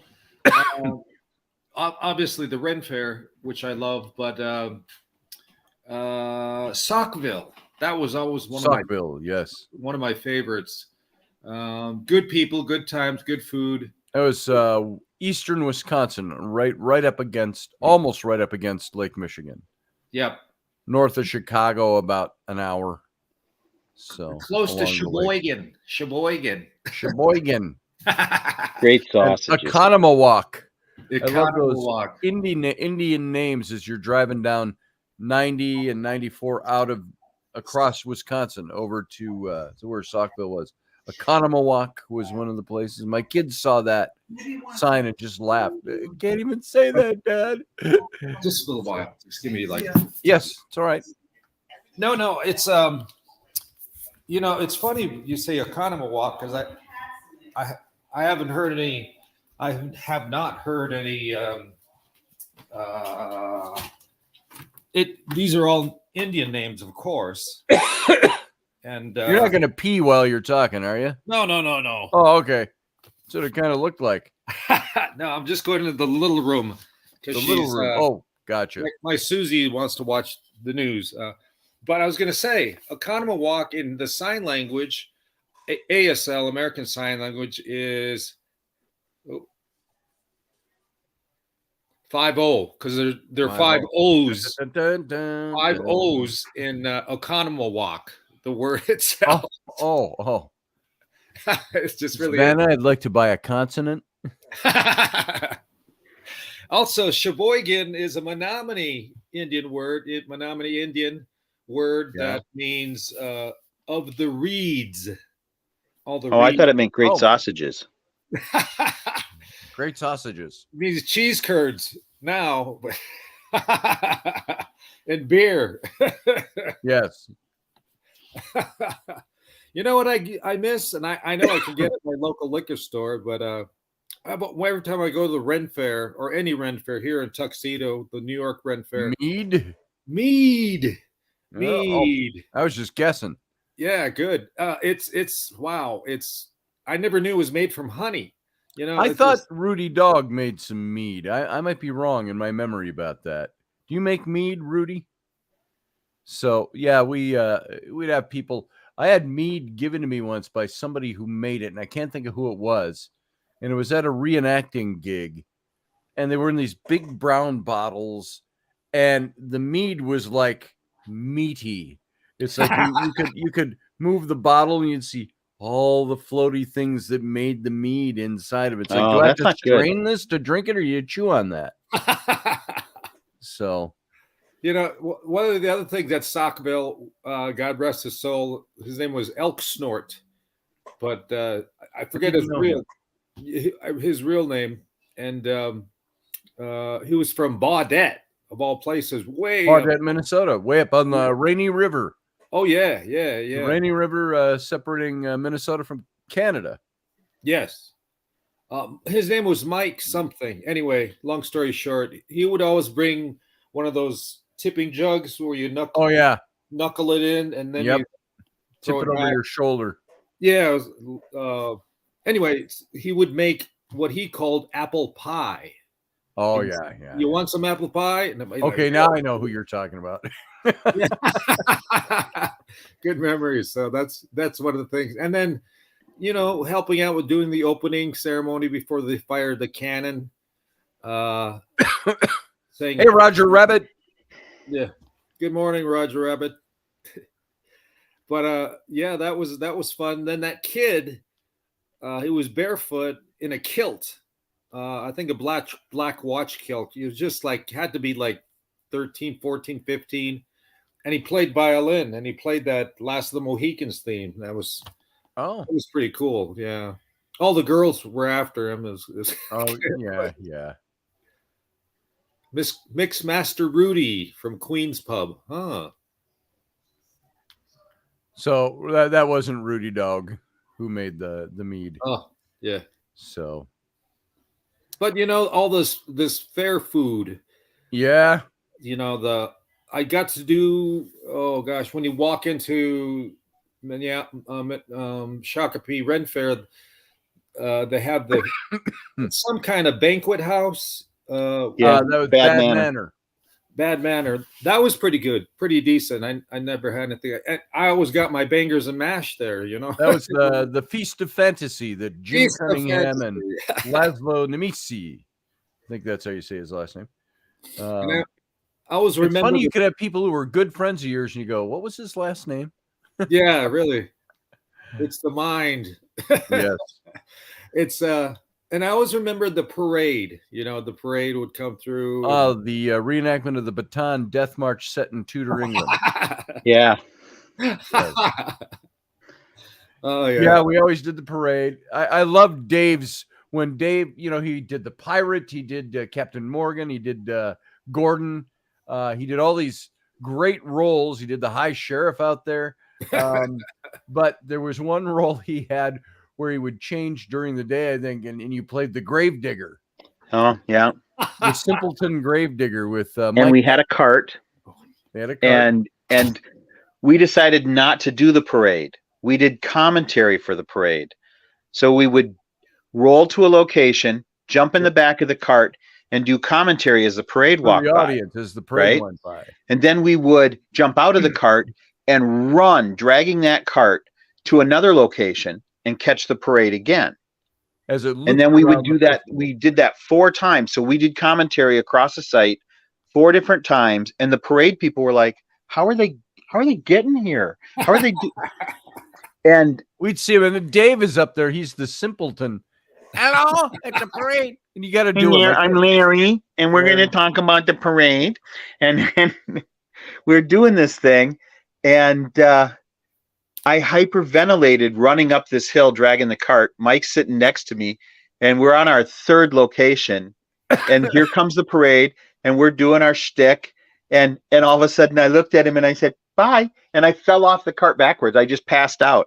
My brain went. I remember one of these times where you guys were doing that, and we saw you in the parade marching. I was marching in the parade, and we came around there. You guys were again, and Dave's like, he's sweating, and he's like, "Ah, here come the parade now." Because he would run from location to location. Oh my God. And there was that group that was doing the Musketeers at the time, in which, as a costumer, I was like, wrong period, shouldn't be out here, right? So I'm not really thrilled with them. So they're marching by, and I would say stuff like, it takes over 1 million pansies to make a musketeer.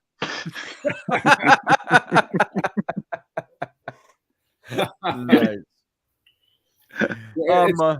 I remember, Ruben, when you came out with your former wife, and you were dressed as elves from Lord of the Rings, and you were in white or this off-white, and you were both brilliantly dressed, and you had the long black hair, and you were both younger. You were younger. We actually. You glued the tips of your ears together for the pointed ears. Used super glue, real super glue, and it held all day and all week. Not really, because by the end of the day, because you create oil, it popped off. You had you guys were elegant. You looked elegant walking around. Now, of course, you weren't as tall as the elven folk were supposed to be. I was. My name was El Rohir, which means horse lord. Horse lord.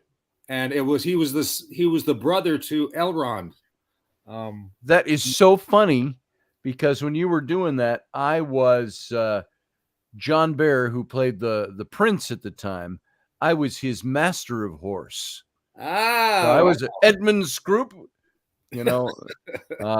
master of the king's, or master of the prince's horse, thrice a bastard, thrice removed from the throne. And that was my title. So we got the patterns, I think, from Joanne Fabrics, and had them professionally made. So it was flowing robes. Mine was lavender and silver tunic. See, I see cream colored in my mind. So, but interesting. I went to the Ren Fair in Columbus, Ohio. I've been with some friends and to look for work, and everybody thought, not Elvish. Are you Japanese? Yes. Because of the way the robes coming as ancient Japanese. Yeah. Samurai. That's where you say, no, we're launderers. So. There you go. Oh, that's funny. Well, gentlemen, I'm going to have to cut loose. I think Matthew Sainsbury wants to ask you some questions, Ruben. Yes, sir. He's here somewhere. You there? Good morning, Ruben. Good morning, Dave. Good morning, Scotty. Yeah. He's calling from Barbados. I had a little incident yesterday that was a bit unusual, where that it was. You leaving, Dave? Yep. See you, Uncle Dave. Yeah. I had a little incident yesterday that was a bit unusual. Sometimes chairs can be manufactured, in funny ways because I was sitting down with one, watching something on my computer, and all of a sudden I find myself on the floor. So and the whole chair was capsized into, like if it was never put together or something. So it left me a bit, with the backache. So it wasn't a very pleasant experience. So I I'll find bet some of these not. chairs, you gotta be very careful with them, though.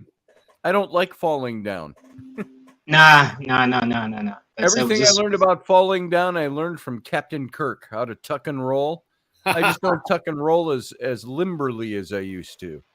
Yeah. I flail and roll. It's Yeah, interesting. because your back is a very funny place to hit. So Yeah. at least it was nothing dangerous. I'm sorry that happened, Matthew. But did you know that like when the people that do fall the best are kids? 'Cause Yeah. they just kind of know how to fall and not afraid and let gravity do its thing, and they're made of rubber. But the funny part of falling is when you see adults fall, they try to break Yeah. it, stop it. And they just, Yeah.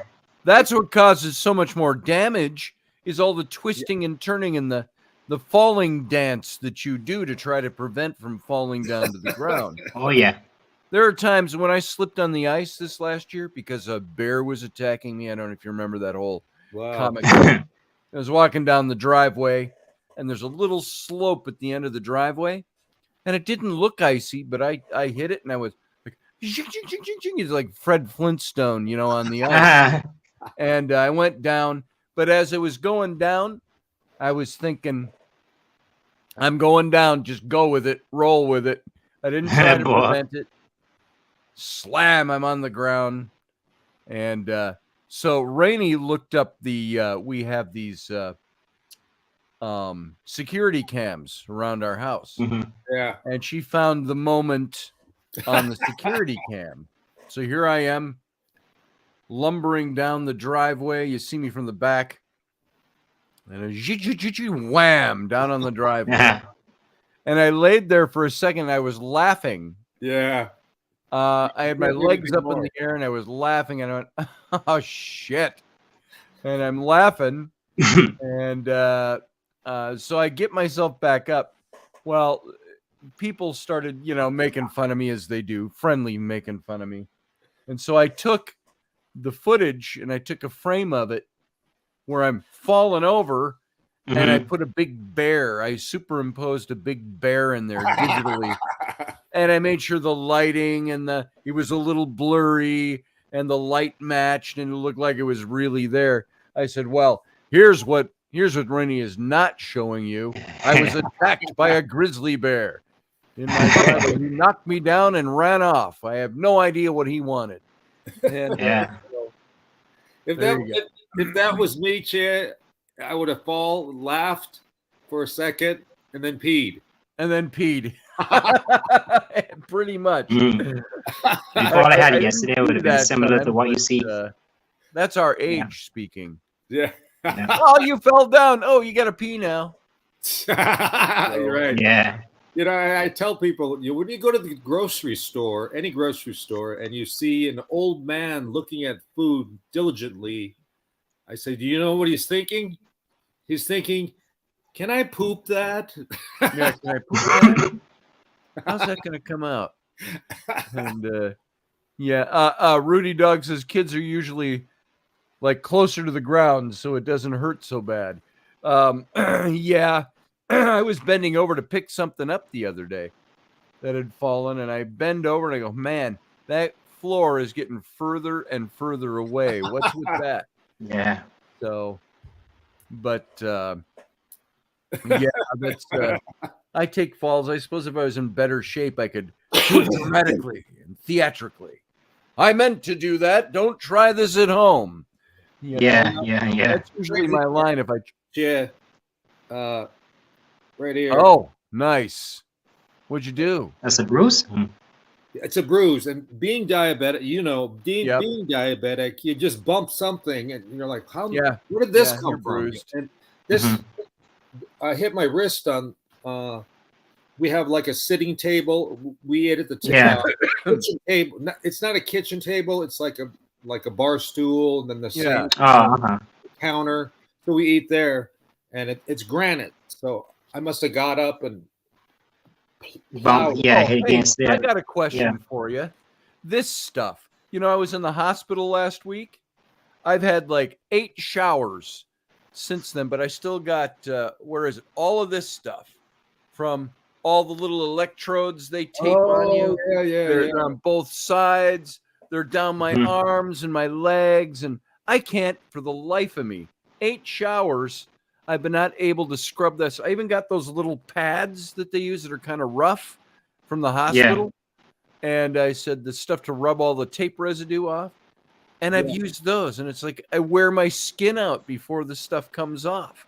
What you need to do, I've had that. And what I do in those situations, if it's not gone by 2 days or so, Goo Gone.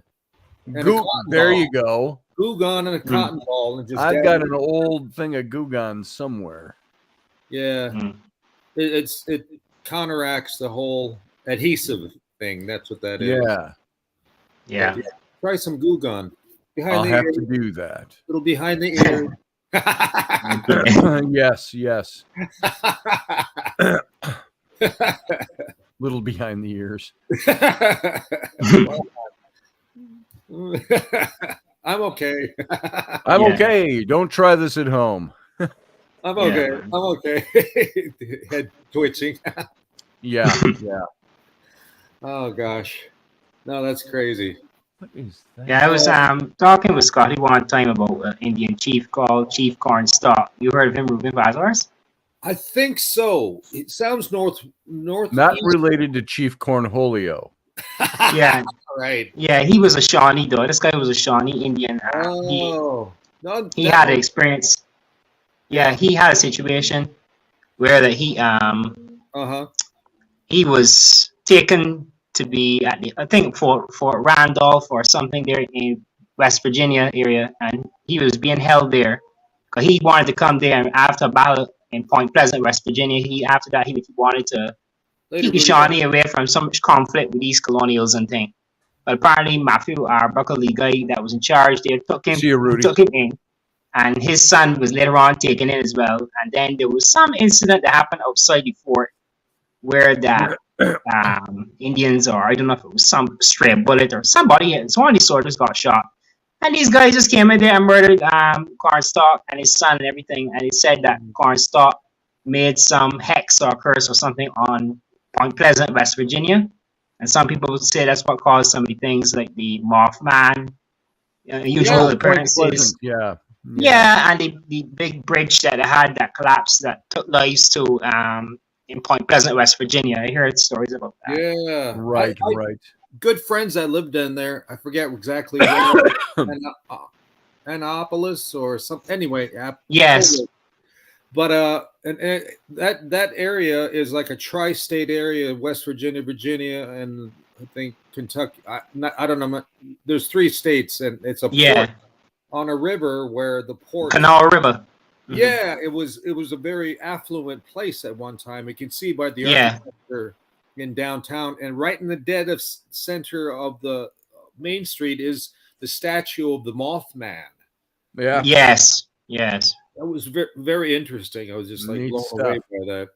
Yeah. Yeah, because there were even miners that went mining down there in West Virginia, and the mine came down and killed all the men and the boys in there and stuff. So some creepy things went on there in West Virginia that people think that may be connected with what Cornstalk said in his last statements. Yeah, that's very true, because Native Americans, in my language, we say wachmucha. Wachmucha means to hex somebody. And I'll give you an example. A medicine man by the name of Indian name. His name was Kill's Pretty Enemy. And one of the... Here, I'm going to let you explain this, Ruben. Matthew, I'm going to let you go because we got about 3.5 minutes left of this show. So I'll have Ruben talk about this. Yeah. Machmucha. Wachmucha. Whatever. Yeah, I've got a phone call I got to take, Scotty. So I'm going to... All right, you get out of here. We'll get this story another time. Love you, Misu. All right, love you. We'll talk soon. All right, everybody. Ruben had to go, so we're left hanging on that story. we'll get it next time we have him on. So everyone, I want to thank you for being here today. Thanks for coming in for a Sunday morning. Remember, go over to my Patreon page and please become a patron over there. We do our live shows 3 times a week over there. And just go to patreon.com/Scotty Roberts and you'll find us. I'll type it for you. www.patreon.com/Scotty Roberts. There it is, guys. Go over there and you'll be able to join my show. You can hear us live in audio format only over on Subspace Odyssey Radio. That's Odyssey Radio, ODYSY radio.com. And you can hear us, our live shows. You can come over to the Patreon and listen to the live show, participate in the chat Monday, Wednesday, Friday. And you can also see all the other extra shows that are up there that you can watch that are not live. They're pre-records, but you can go see them. And all of those of you who, if you like the show, give us a cup of coffee once a month. That's all it costs to become a member over at Patreon. So if anybody gives you crap about it, just say, hey, we're just giving a cup of coffee. So there you go. So thanks for coming on this morning. All of you who have joined Patreon, thank you very much. And I'm going to get out of here. I'm going to go help Rainey get this garage sale closed down for the weekend. And have a good day. It's going to be nice and cooler, but bright and sunny out today. So I hope you all have a good day. And I will see you on Monday over on the Patreon channel for Intrepid Radio. See you guys later. Live long and prosper.